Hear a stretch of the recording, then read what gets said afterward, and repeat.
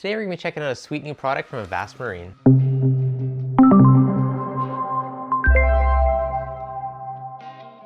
Hey guys, Devin with ReefDudes, and today we're going to be checking out the Breakout box from Avast Marine. If any of you guys have owned an Apex, you'll know how much of a pain that little Breakout box can be. It's great for 1 or 2 devices, but as soon as you get more, you're trying to jam 5 or 6 wires into one little tiny screw hole, which is a huge pain. And Avast Marine did a great way to solve it. So I've been wanting one of these for a while, and I finally got my hands on one. This little guy just showed up in the mail, so I want to give you guys a bit of an unboxing and show you guys why I think this is such a great product.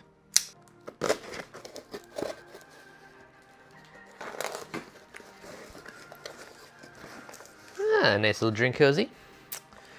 And we have the Breakout box itself. So this guy is very cool. So what they actually do is use speaker terminals on it. Now this is the kind of DIY kit version, so you gotta solder the wires on yourself, which is easy enough to do. I'll walk you guys through that. All the wires will pop through here, and we're gonna solder this in and screw it in. Now the best part about this is we're gonna link all the grounds to one. So if you wanna connect a wire, you just squeeze these two and plop it in. So it's basically how a speaker terminal works. And why is this so much better than the Apex one? Now let me take this over to the tank and I will show you guys. Now the Neptune Breakout box is fairly tiny, but the one huge pain point I have is there's only one ground terminal. So every single one of these switches, so all 6 of these have to also be connected to the ground to complete the circuit. So I only have 3 wires into this, and I've already maxed out the pin. So I gotta do something different if I want to add any more than 3 devices. And this is the big thing that has been driving me nuts. Like honestly, how can you expect someone to fit more than a couple wires into these little tiny screw terminals? So this has been driving me nuts for ages. Where if we take a look at the Avast Marine one, we still gotta solder and build it, but look at those. Every single plug is gonna have its own ground. So it's really easy to attach everything. So now let's get to building this and we'll solder it up and get this baby built. Okay guys, now to start, we're doing soldering our bus bar. I've already just kind of tacked it in place, but we're gonna take this strip of wires on the bottom or closest to the black switches. We lay our bus bar down and we just give it a bit of solder on each one. So go along, and what we're doing is fusing that bus bar to those little switches. Once your soldering iron is nice and hot, you pre-tin it, and all you do is touch it and it goes together. So just to show you the whole pre-tinning, if we look at these bottom tabs, I take the metal and put my solder in between and warm it up. And it will fuse solder to that chunk of metal, and this is called tinning it.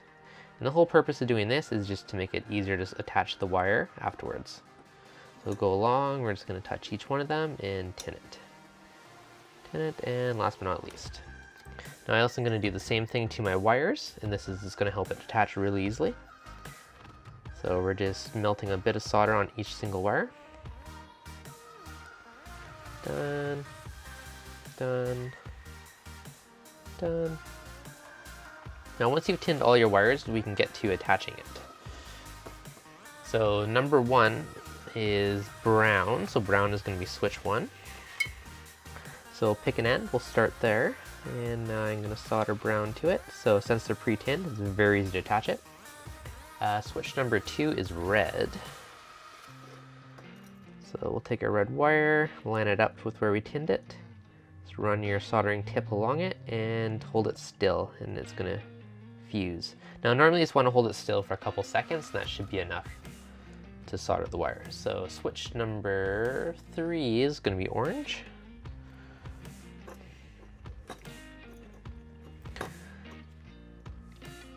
So third one is orange.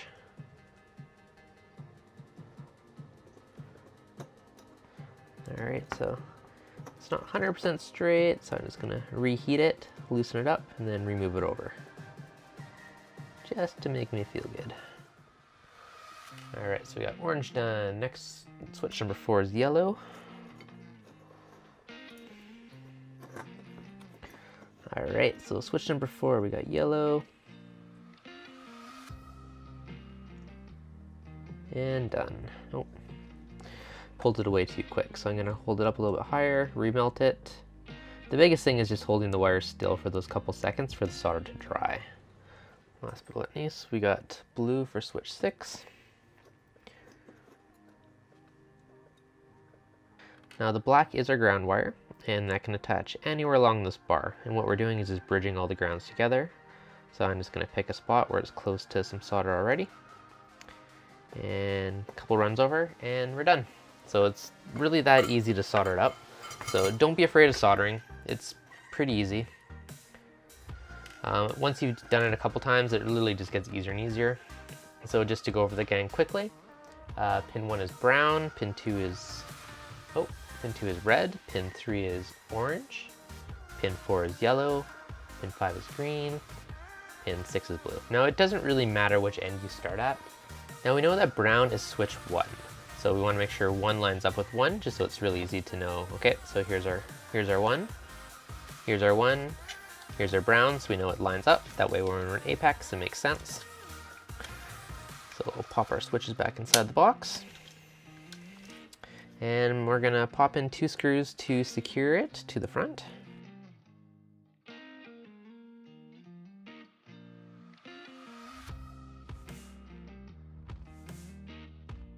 And look at that, we're almost done already. Now, there is 2 extra wires. There's a purple wire and just an unshielded wire. Neither of these are used. So I'm just gonna snip them off just to clean things up. Now, the only other thing we've got to do is we've got to add our wire grommet. So I'll just put that over your cable. I'll generally put it in fairly close to the hole, and then we're gonna crimp it down. I should be using pliers. See if I can do it by hand. There we go, got it in. So there you go. The hardest part of this whole build was snapping that in. Now screw her back on and we are finished. So this is pretty quick and easy. If you don't feel very DIY in nature, I mean, you could spend the extra 15 or 20 bucks and buy the pre-made one. However, personally, I don't mind a little DIY. So there you go. 5-10 minutes of work saved us about 20 bucks and we got this baby built. So it's a little bit bigger, but in my opinion, it is 100 times more easier to attach stuff to. If you got to change out a float switch, it takes you 2 seconds. You don't have to worry about finding a screwdriver. And the biggest thing, you don't have to worry about trying to shove multiple wires into one tiny little screw terminal, because it's just not happening. 3 is the max I could fit in there, which is why I want to pick up this guy. It makes me happy. So if you guys have an Apex, you're looking for a Breakout box, I would strongly consider this. You can't go wrong for the price, especially if you buy the DIY version. And if you're not very handy, for the extra 15-20 bucks, you can buy it pre-assembled. So I do think the design is superior to the Apex's, just the fact that you're not trying to shove all those wires into the ground. That's the biggest thing I love about it. And if you've got to change a float switch, you don't need to go hunting down a screwdriver. You just hold those 2 terminals, pop out the wire, and you're done. So it's a pretty sweet product. Hopefully you guys enjoyed it, and if you need a Breakout box, be sure to consider the Avast Marine one.